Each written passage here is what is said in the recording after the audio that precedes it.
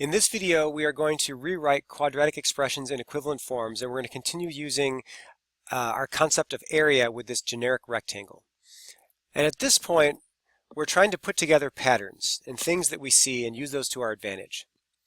So in this one, the generic rectangle is blank. That's why we call it generic. It just it represents all situations like this. So one of the patterns we see is that I can put the first term in the quadratic, in this expression up here, the 4x squared, I can put in this first blank. And the last term, the 6, I can put in the last blank. So that was one of the patterns that we see when we work with these, is that those terms just directly show up in here. One of the patterns we also saw was that diagonals always have the same product.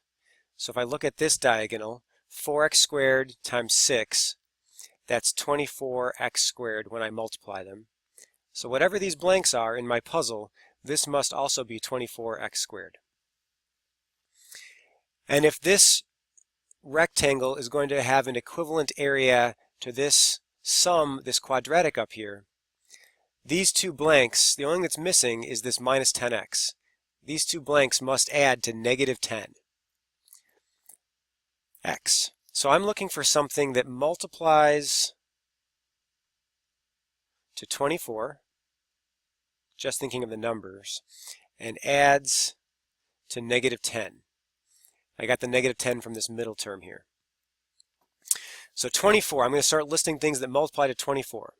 So how about 24 and 1, or 12 and 2, or 8 and 3, or 6 and 4? Those all multiply to 24. Let's see what happens when I add these. I get 25 or 14 or 11 or 10. Ooh, this one strikes me. I've got a 10, but I want a negative 10. So how about this? Negative 6 and negative 4.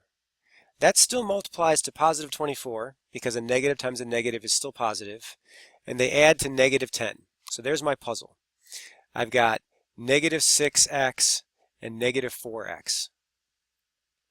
The diagonals multiplied to 24x squared, and the two x terms add to negative 10x, the middle term.